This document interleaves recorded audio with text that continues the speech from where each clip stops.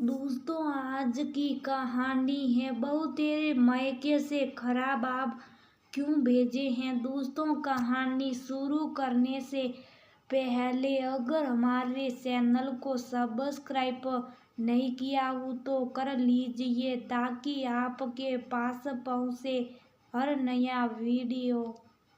बहू, तुम्हारे घर से ये कैसे आम आए? टोकरी में कितने आम तो खराबी हो गए हैं। सुभद्रा जी ने समधी के जाने के बाद आम की टोकरी खोली तो उसमें कुछ आम ज्यादा पक गए थे। सासू माँ की बात सुनकर नर्मदा को बहुत बुरा लगा। उसके पापा 3 घंटे का सफर करके आए थे, उस पर सिलसिलाती धूप, लेकिन बिटिया की ससुराल में आम की टोकरी जरूर पहुंचनी थी, इसलिए धूप में तपते हुए आया। आकर यहाँ कोई पानी को भी नहीं पूछता, खाना तो भूल ही जाओ, बेटी ना हो तो पिता की बेदर्दी कितनी होती है समधी के घर, ये एक पिता ही बता सकता है। अब इतनी धूप में कुछ आम ज्यादा पक गए तो इसमें भी बहू के पिता की गलती हो गई।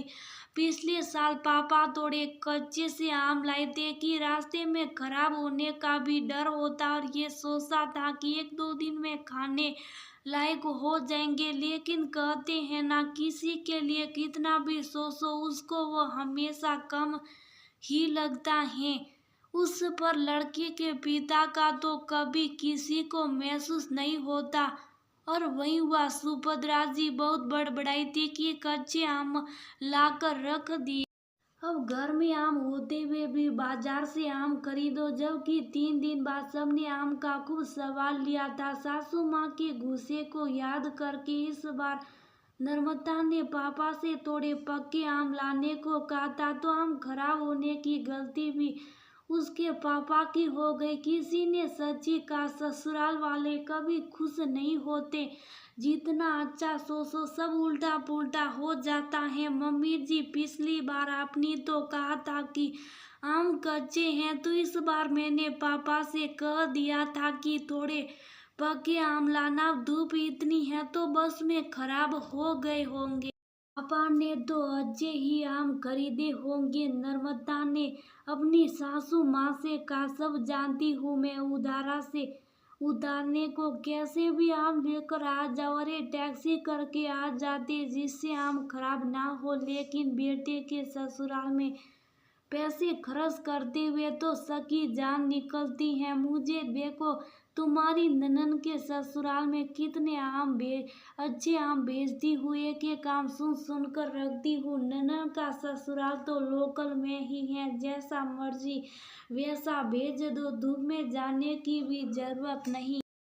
साट कर टोकरी में आम सजाती हैं सासू माँ, और जो खराब आम निकलते उन्हें खाने के लिए हम होते हैं। अब ये टोकरी में सारे आम अच्छे होते तो यही टोकरी ननन की ससुराल में पहुंच जाती, यहाँ के लिए कह देती कौन सा इतने आम खाए जा रहे। लेकिन नर्मदा ने बात बढ़ाना जरूरी नहीं समझा और कमरे में काम निपटाने चली गई। अगले साल फिर जून का महीना आया, दशहरी आम का मौसम शुरू हो चुका था।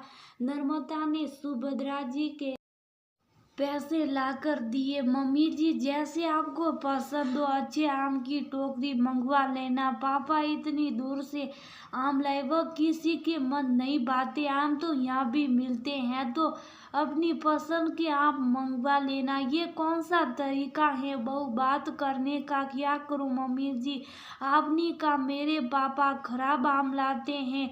अब वो आम की टोकरी लाने के लिए टैक्सी भी करे, सिलसिलाती धूप में परेशान होकर यहाँ आए, उस पर उनको ठंडा पानी भी नसीब नहीं होता। इससे अच्छा उन्होंने आम की टोकरी के पैसे मेरे अकाउंट में ट्रांसफर कर दिए हैं, जो मैंने आपको दे दिए, क्योंकि पैसे तो खराब नहीं होते, कहकर नर्मदा रसोई में खाना बनाने चली गई। सुभद्रा जी अपना सा मुंह लेकर उसे देखती रह गई।